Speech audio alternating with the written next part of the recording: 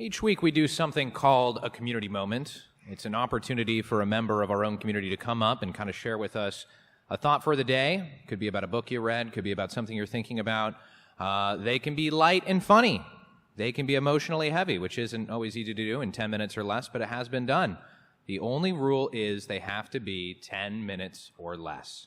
This week's, and if you'd like to get on the schedule for community moments, you can email speak@houstonoasis.org, or you can talk to the head of our speakers committee, Laura Whittington.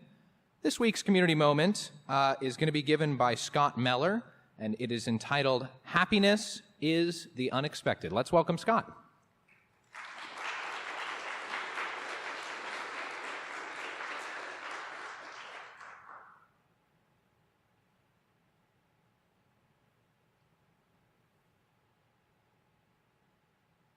The very first thing I did was start a timer for 10 minutes. I think that's a good idea.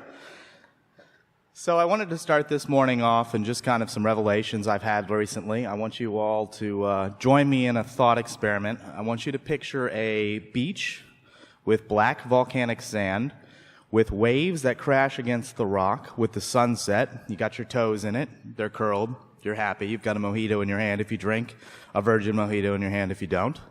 And you're sitting there in your wonderful little spot thinking that in Costa Rica, this is probably going to be the happiest moment of your trip. I'm going to tell you that it wasn't.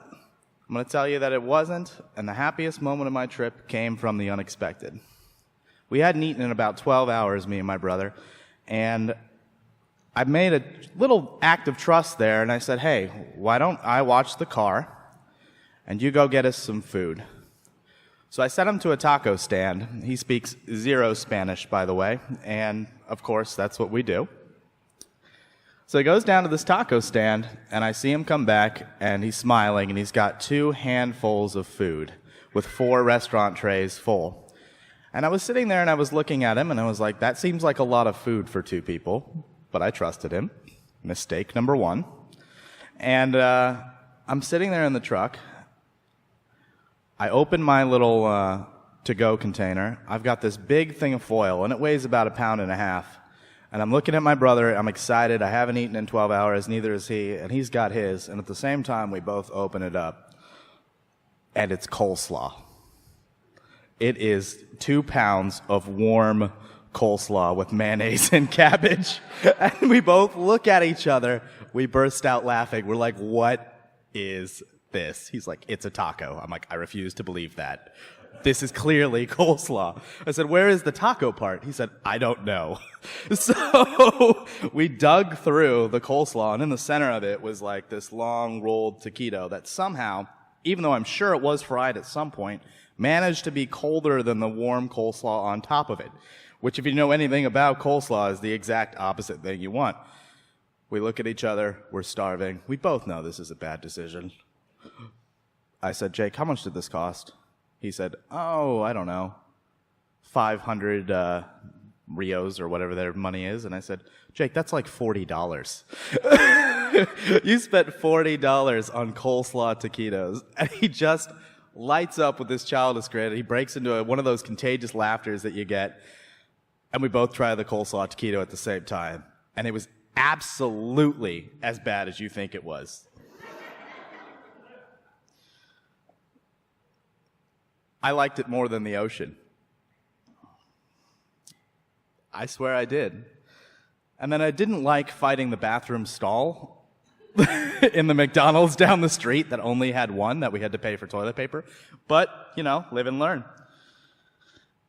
After that, we went down to a waterfall. And at the waterfall, we decided both of us had life-proof cases for an iPhone XS. Yay.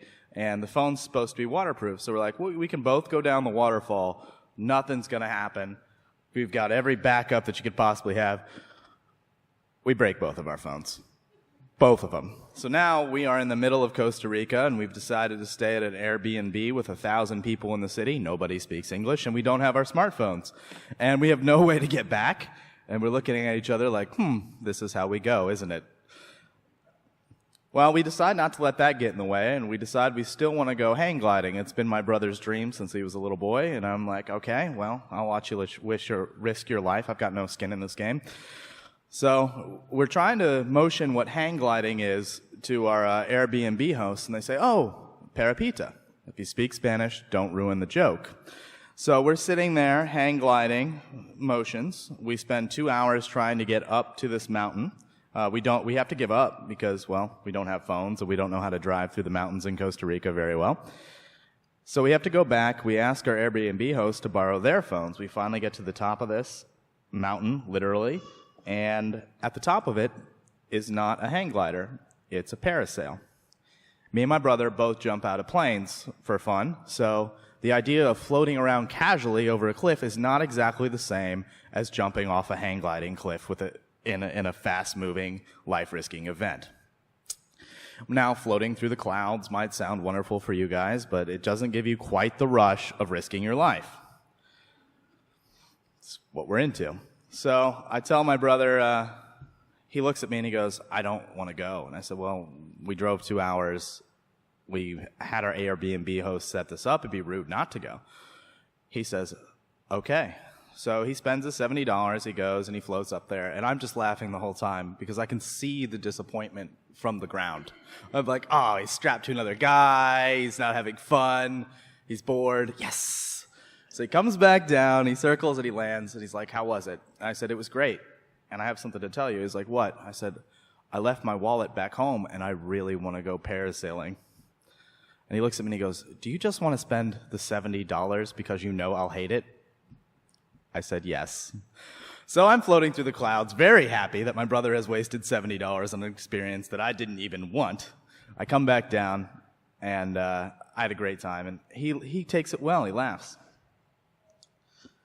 After that, we go ATVing. I'd like to say that the ATVing part was the best when we were at the top of the mountain looking down over the whole valley. That was not my favorite part. My favorite part was when a sandal came flying way over my head from my younger brother going over the handlebars, rolling through some mud. I turn around. He's fine, covered in mud and soaked. I sprained his shoulder a little bit, but he got through it. Lost my notes here, but that's okay. It's kind of how it is, isn't it, when you're doing a speech called Happiness is the Unexpected. Let's recap. I could have said, I got food poisoning. I could have been up here complaining that I broke both of our phones. I could have said we got lost in the mountain for hours. Instead, I'm telling you that the happiest moments were because of all the unexpected things that happened. They were what we would call the setbacks. The most enjoyable things in life, they don't happen at the top of the mountain. They happen on the climb. And so happiness, to me, is always going to be the unexpected. Thanks, guys.